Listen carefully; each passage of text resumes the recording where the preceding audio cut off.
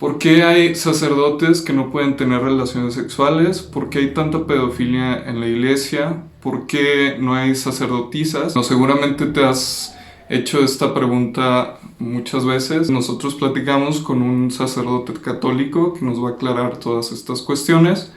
Y bueno, seguramente tú te las has hecho estas preguntas también, pero no has acudido con una persona o con cualquier otra religión, con algún sacerdote, a tú mismo hacerle estas preguntas. Entonces, bueno, nosotros lo hicimos. Te vamos a dejar aquí el link para el Instagram del Padre Germán para que cualquier otra duda o aclaración la puedas consultar directamente con él. Y bueno, vamos a ver el video.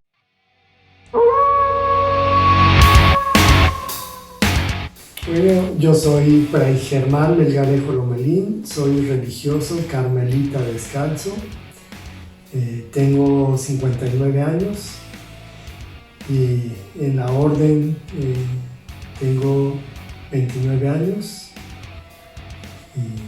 y soy muy feliz. O sea, yo podría decir reivindicar a la iglesia, pero no creo que sea la palabra correcta. Es más bien todo esto de... pues sí, de la nueva espiritualidad, o le podríamos poner el tema la espiritualidad y la religión más que nada en estos tiempos. Entonces no sé si quieres empezar tú primero con algo, o sea, en ese respecto, o algo que quieras decir, algo que desde tu punto de vista como sacerdote y con tu experiencia y cómo has visto que ha ido evolucionando la espiritualidad o la religión, más o menos cómo estamos ahorita o qué percepción tienes más o menos de cómo están las cosas ahorita en ese sentido. Bueno, la espiritualidad ha ido evolucionando, o sea, evolucionó porque se pasó de ese Dios juez, castigador, que solo andaba viendo qué hacíamos o qué pecado cometíamos para castigarnos o hacer penitencia, a una concepción de un Dios más cercano, más humano, un Dios misericordia, un Dios amigo, incluso un Dios que está en nosotros, aunque los místicos del siglo XVI ya hablaban, Santa Teresa de Jesús, San Juan de la Cruz, de buscar en el interior a Jesús, pero había esa concepción rigorista de la iglesia, y con una iglesia tan rigorista, hasta media cuadrada, pues Dios también era un Dios lejano, y desde el concilio en los 60s, Concilio Vaticano II, que Juan XXIII abrió puertas y ventanas pues de la iglesia para que el Espíritu Santo se manifestara. No es que no se manifestara, pero no tenían como, ni que el Espíritu estuviera encarcelado, pero la iglesia lo tenía así. Yo creo que algo, bueno,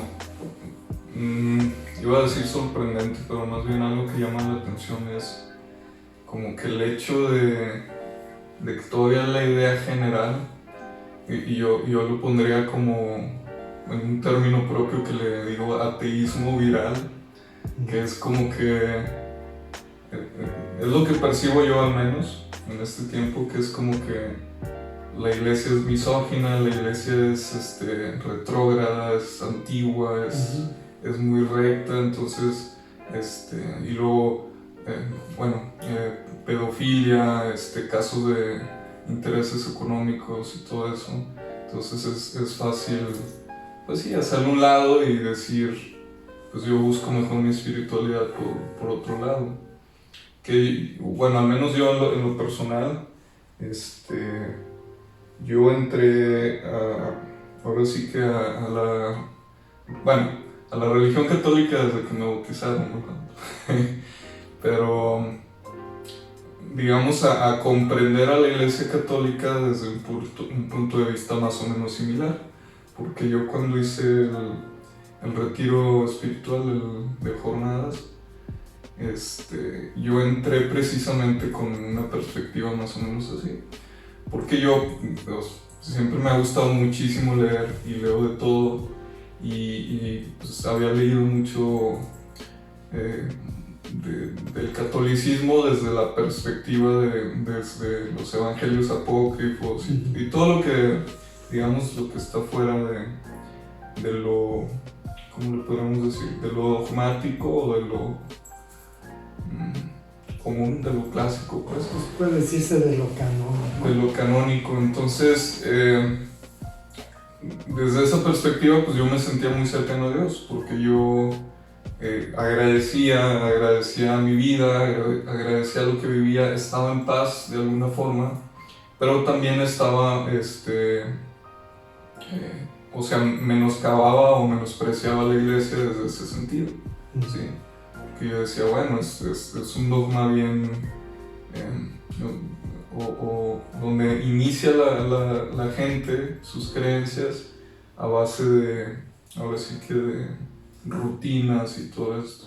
Entonces yo lo veía como no me sirve de nada estar yendo a misa, no me sirve de nada leer la Biblia. Porque pues también una vez inicié a leer la Biblia así como un libro normal, como cualquier otro libro, y hiciera como que medio, pues sí, lo veía muy viejo, muy antiguo, muy como que pues no hace mucho sentido.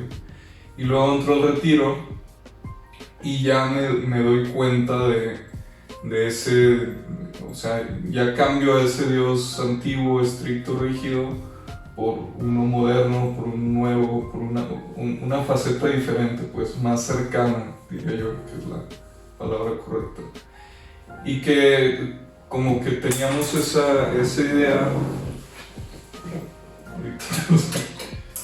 teníamos esa idea de la mayoría, ¿no? Antes de entrar al retiro, como que no existía ese Jesús amigo o esa religión amiga que fuera tan personal, ¿sí? Entonces yo agarro eso, entro al retiro y me doy cuenta de cosas que yo a lo mejor le podríamos decir en mi soberbia espiritual, en mi soberbia de creencias, yo decía, pues ya conozco a la iglesia, ya sé cómo operan, ya sé de qué se trata, y hay cosas que son malas o cosas que no cuadran conmigo, pero al entrar pues ya vi una perspectiva diferente y me di cuenta que no sabía prácticamente nada, o sea, cosas tan sencillas y como la Eucaristía, por ejemplo, que ahora, bueno, a partir de ahí lo vi como algo totalmente diferente, el término que usan que es transubstanciación, ¿no? El momento en que bendices en que literalmente se convierte el pan y el vino al cuerpo y la sangre de Jesús. Entonces ya viéndolo desde esa perspectiva, viendo lo que hace la iglesia realmente en el sentido humanitario también, o sea, todas las aportaciones que ha tenido a la cultura, es como que ya te cambia un poco la perspectiva. Ahorita no puedo decir que soy católico, bueno, o eres o no eres, ¿verdad? Entonces no me consideraría un deísta, o sea, definitivamente creo a través de mi espiritualidad y de la ciencia, por los dos lados, que existe un Dios, ¿verdad? Y luego a partir de ahí, pues la relación tan cercana que he vivido con ese Jesús, incluso desde antes, desde yo formar parte, digamos, como alguien activo en la iglesia, ¿no? Lo que sí puedo decir es que como institución realmente no creo personalmente que Jesús haya dejado, digamos, la comanda de que se tenía que hacer una institución así. De hecho lo juzgo desde un punto de vista, desde el corazón, digamos, de que pues no, o sea, Jesús para mí no habría querido dejar algo así, ¿no? Una institución, porque al final yo creo que es la búsqueda personal de Jesús. A lo mejor sí dejar, obviamente era imposible que no dejara testimonio de todo lo que hizo, de todo lo que vivió, pero pues desde ese sentido,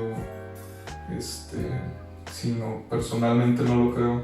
Y porque luego yo creo que va a pensar gente que estoy aquí como que defendiendo a la iglesia en estos tiempos o defendiendo el catolicismo. Y la verdad es que no, o sea, es simplemente poner una perspectiva diferente a la que tenemos, que normalmente es superficial, como en casi todos los temas importantes de la vida. Hacemos las cosas por encimita nada más. Bueno, no sé si tienes algo al respecto. No, ciertamente que cuando dices me puse a leer la Biblia, no la puedes leer como un libro de historia ni de nada, o sea, y aparte que la Biblia no se lee textual. O sea, la Biblia tiene, cada libro tiene su contexto y desde quién lo escribió y para qué lo escribió. Igual el Nuevo Testamento, tanto el Antiguo como el Nuevo Testamento, o sea, bueno, en el Antiguo hay como, ¿cómo se llaman? Géneros literarios. Y hay libros que a veces tienen 2 o 3 géneros literarios distintos. Y los evangelios igual. El primer evangelio se escribió 50 años después de la muerte de Jesús, entonces no puede ser una historia de Jesús. No se lee textualmente porque en esos 50 años ya hubo reflexión. Y quien lo escribió, pues es porque recibió un mensaje. Y es algo que usan mucho las personas, más que nada las que están en contra, posicionadas en contra de la iglesia, que es, bueno, es un libro que pasó por quién sabe cuántas manos, manipulado por quién sabe cuántas gentes, entonces es mentira, es algo, es un recurso que se creó especialmente para manipular masas y todo esto. De alguna forma estoy de acuerdo en ese sentido, en el sentido de que hubo gente que obviamente, y se nota en ciertos aspectos de las escrituras, pues con intenciones políticas, ¿no? Con intenciones de manipulación, pero al final de cuentas, y yo creo que es algo importante, pues son cuestiones, obviamente nunca vamos a tener digamos, la certeza científica, ¿no? Incluso si la llegáramos a tener, pues podría ser cuestionable. Yo creo que al final de cuentas, y lo que nos hace humanos es que este tipo de aspectos hay que juzgarlos ahora sí que con el corazón, ¿no? Que es lo que yo hago, y que en contrapartes, como las personas extremistas que se llevan pues sí, información muy rebuscada de que, bueno, es que la iglesia es machista porque aquí en esta parte dice que la mujer no puede hacer esto y esto y esto. Y quien era machista era la religión judía, ¿no es? Es una sociedad totalmente machista y patriarcal. O sea, era patriarcal y la convertía en machista. O sea, la mujer era parte de los muebles de la casa. Y hasta Jesús es cuando Jesús quiere darle un lugar a la mujer diferente a como era llevada en aquel tiempo. Por eso tenía grandes amigas mujeres. Y ellas participaban en cuestiones diferentes con él. Y siendo que en la religión judía, pues en el templo no entraban las mujeres. Al área principal no entraban. Todavía no, en las mezquitas de la Yo creo que todavía no. El papel de la mujer era como la catequista. Antes de que el niño ya pudiera ir al templo, ella era la catequista. Ese era su papel. Y además, algo que era muy injusto, pues era el modo en que se casaban, o sea, los matrimonios generalmente estaban arreglados por los hombres. Y por eso es que pues no había amor en pareja, y por eso es que pues la vida para la mujer en aquel tiempo, como en muchas culturas, era así. Como ahora en nuestro país, se está terminando, pero en culturas indígenas los matrimonios a veces son arreglados desde que son niños. Sí, bueno, entonces, fíjate, viéndolo desde esa perspectiva, como dices, bueno, llega Jesús y pues trata de cambiar eso, ¿no? Entonces yo lo podría poner como que es la religión la que viene a cambiar la sociedad o la sociedad la que viene a cambiar la religión, ¿no? Porque pues, Jesús está diciendo, estoy involucrando a la mujer, estoy diciendo que todos somos iguales, que valemos lo mismo, que ante Dios somos lo mismo, que nos amemos. O sea, un mensaje de amor, de fraternidad al final de cuentas, pero ya es como lo que te dije, buscar esas letras chiquitas y como que clavarse en eso, ¿no? No, es que aquí dice que la mujer no puede entrar al templo, que la mujer esto, o que era un sistema patriarcal. Pues sí, era como que el modo de vida en esos tiempos.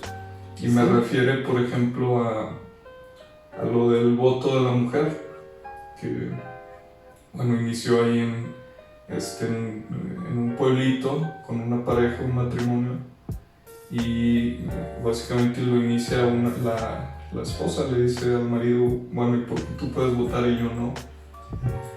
Entonces el marido reflexiona y dice, bueno, es cierto, ¿por qué yo sí puedo votar y tú no? Entonces empiezan a mover por ahí, empiezan a hacer a buscar este cambio en la política, y llega el momento en que se vuelve masivo y empieza a haber protestas y todo esto, y al final de cuentas se aprueba el voto.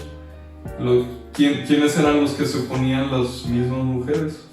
Las mismas mujeres decían, bueno, es que yo no quiero esta responsabilidad, porque conllevaba la responsabilidad de entrar a la vida política, de tener más obligaciones. Entonces la mujer decía, pues yo estoy perfecto cuidando a mi familia, criando a mis hijos, yo estoy muy a gusto, y eso nada más me va a tener que traer más obligaciones, más responsabilidades.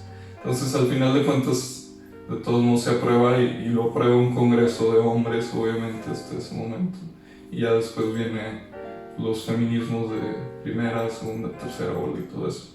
Pero a lo que quiero llegar es que al final de cuentas, pues no era... no es lo que se dice, sino lo que se hace, o sea, en el sentido de que pues ahí está el marco general. Si ya tú te quieres estancar en algo muy particular y negativo, bueno, pues digo, al final de cuentas no hay un sistema perfecto, ¿no? En ningún sentido. Bueno, y eso te hace explicar por qué la iglesia nació así tan machista y tan piramidal, o sea, porque viene de ahí. Sí, machista y piramidal, o sea, una cabeza y todos los demás abajo. Y quienes deciden son los de arriba, o sea, el grupo en el que hiciste el retiro así, hasta la fecha sigue conformado así, como un grupo muy piramidal, o sea, los coordinadores deciden la vida de todos los integrantes del grupo a su gusto, sin consultarse y eso. Y esa iglesia ya no funciona, no puede seguir funcionando así, y en muchas áreas de la iglesia ya no funciona así, o sea, sigue habiendo una cabeza en las diócesis y demás, pero generalmente los obispos ahora han tomado una actitud más consultiva, el mismo Papa, de escuchar más, de salir, de encontrarse con la gente, de ya no estar encerrada en sus estructuras, ¿verdad? Le está costando mucho trabajo.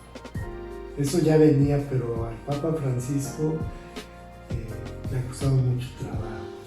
Cambiar la idea hasta como del Papa, de cómo debía vestirse el Papa, si los zapatos, etcétera, cosas que eran secundarias.